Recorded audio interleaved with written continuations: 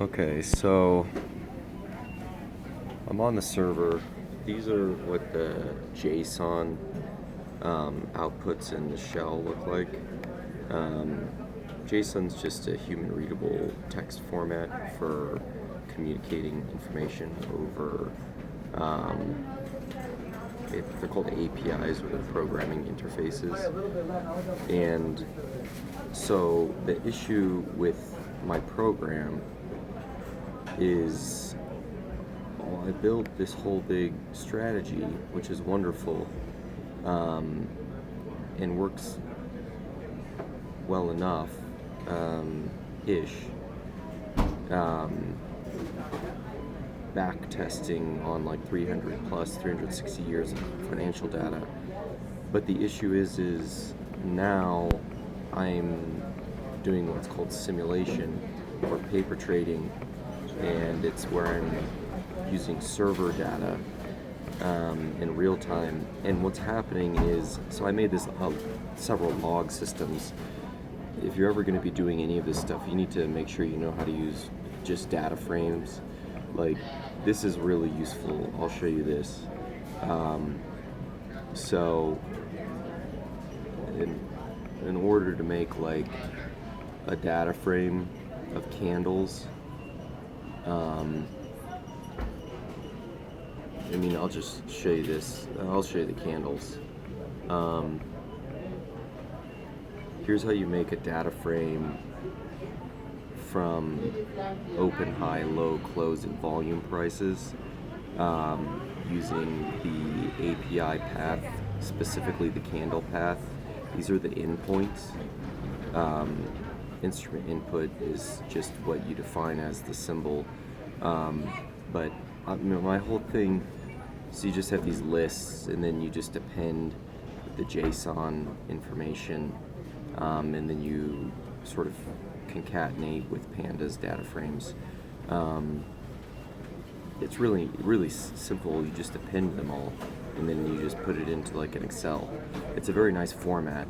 But then when you get down, and I'm getting further down here, I'm having like a lot of global variables. And it's because I'm trying to combine my own program with a huge program that called Backtrader. It's a very large program, so I actually had to integrate a couple of global variables into their source code, and I'm just getting a lot of global variables, and then so those end up on, I believe, it's either the heap or the stack, and so the good thing that could cause problems later on if I end up trading, on just two computers, like 100 different equities at once.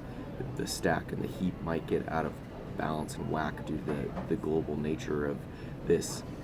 I am defining all of the global variables to be relatively complex names, so I'm not going to have like cross-put or cross-definition incompatibility. Like, there's nowhere where you're going to see data frame underscore MT5 underscore JSON or trait. Like, no one writes that shit for a variable.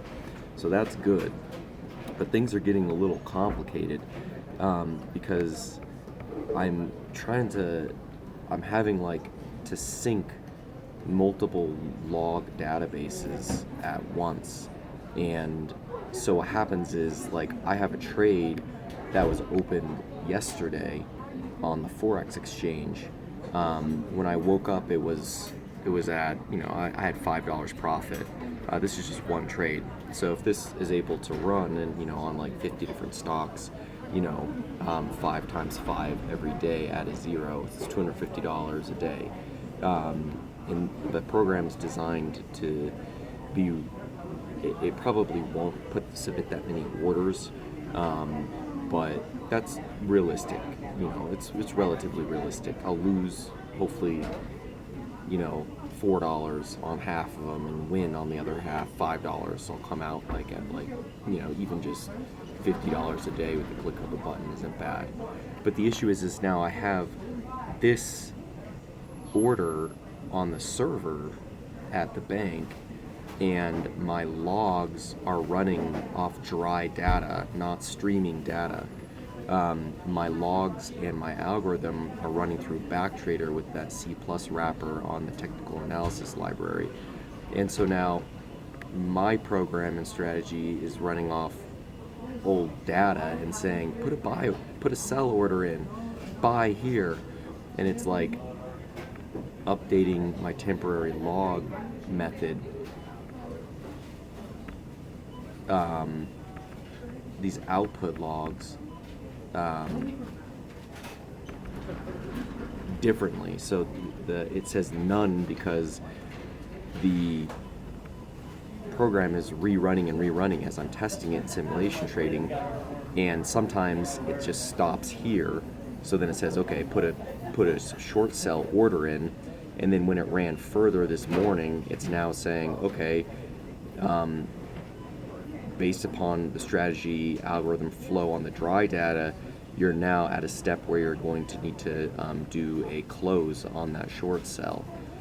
But it's doing weird, it's like difficult to sync. These are the technical analysis tools that are running in order to do my calculations.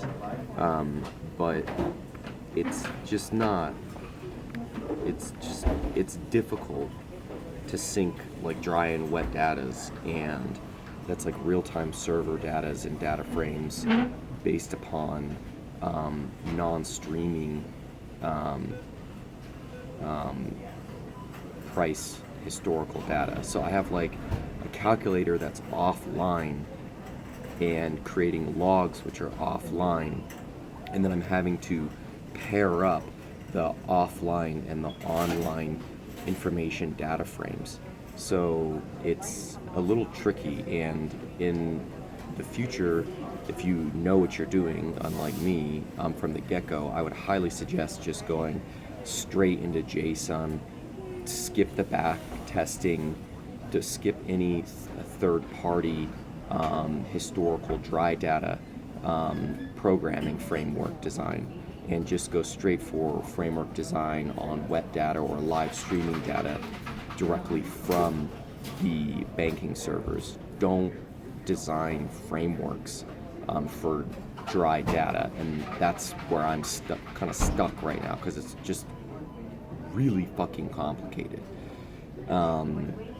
Trying to sync non-live and live data sets, it's like, no, just only work on live data sets. So that's my tip for you all today.